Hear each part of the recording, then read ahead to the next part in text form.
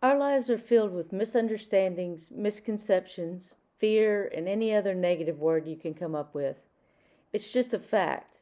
No matter how serene we think we are and how zen we've structured our whole lives to be, we are intimately connected to what is known as cognitive distortions. We'll go over a few. Sometimes called all or nothing or black and white thinking, this distortion occurs when people habitually think in extremes.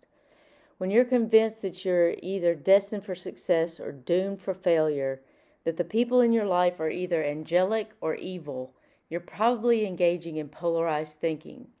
This kind of distortion is unrealistic and unhelpful because most of the time, reality exists somewhere between the two extremes. When people overgeneralize, they reach a conclusion about one event and then incorrectly apply that conclusion across the board.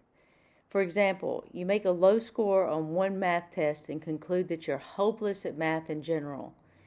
You have a negative experience in one relationship and develop a belief that you just aren't good at relationships at all.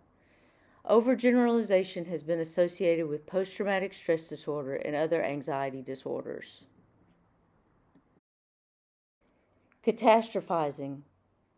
This distorted type of thinking leads people to dread or assume the worst when faced with the unknown. When people catastrophize, ordinary worries can escalate quickly. For instance, an expected check doesn't arrive in the mail. A person who catastrophizes may begin to fear it will never arrive, and as a consequence, it won't be possible to pay the rent and the whole family will be evicted. It's easy to dismiss catastrophizing as a hysterical overreaction, but people who have developed this cognitive distortion may have experienced repeated adverse events like chronic pain or childhood trauma, so they may fear the worst in many situations. One of the most common errors in thinking is taking things personally when they're not connected to or caused by you at all. You may be engaging in personalization when you blame yourself for circumstances that aren't your fault or are beyond your control. Another example is when you incorrectly assume that you've been intentionally excluded or targeted. Personalization has been associated with heightened anxiety and depression. Mind reading. When people assume they know what others are thinking, they are resorting to mind reading. It can be hard to distinguish between mind reading and empathy, the ability to perceive and understand what others may be feeling. To tell the difference between the two, it might be helpful to consider all the evidence, not just the evidence that confirms your suspicions or beliefs.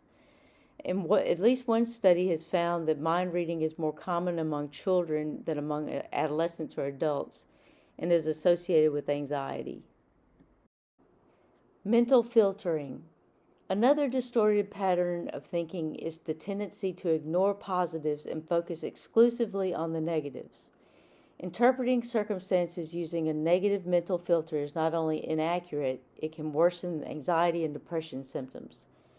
Researchers have found that a negative perspective of yourself and your future can cause feelings of hopelessness. These thoughts may become extreme enough to trigger suicidal thoughts. Discounting the positive. Like mental filters, discounting the positive involves a negative bias in thinking. People who tend to discount the positive don't ignore or overlook something positive. Instead, they explain it away as a fluke or sheer luck. Instead of acknowledging that a good outcome is the result of skill, smart choices, or determination, they assume that it must be an accident or some type of anomaly. When people believe they have no control over their circumstances, it can reduce motivation and cultivate a sense of learned helplessness. Should statements. When people find themselves thinking in terms of what should and ought to be said or done, it's possible that a cognitive distortion is at work. It's rarely helpful to chastise yourself with what you should be able to do in a given situation. Should and ought statements are often used by the thinker to take on a negative view of their life. These types of thoughts are often rooted in internalized family or cultural expectations, which might not be appropriate for an individual. Such thoughts can diminish your self-esteem and raise anxiety levels. Emotional reasoning. Emotional reasoning is the false belief that your emotions are the truth, that the way you feel about a situation is a reliable indicator of reality. While it's important to listen to, validate, and express emotion, it's equally important to judge reality based on rational evidence. Researchers have found that emotional reasoning is a cognitive distortion that is very common. It's a pattern of thinking that's used by people with and without anxiety or depression. Labeling. Labeling is a cognitive distortion in which people reduce themselves or other people to a single, usually negative characteristic or descriptor like drunk or failure. When people label, they define themselves and others based on a single event or behavior. Labeling can cause people to berate themselves. It can also cause the thinker to misunderstand or underestimate others. This misperception can cause real problems between people. No one wants to be labeled. These are just a few examples of cognitive distortions. We'll look at how to overcome these distortions in future videos.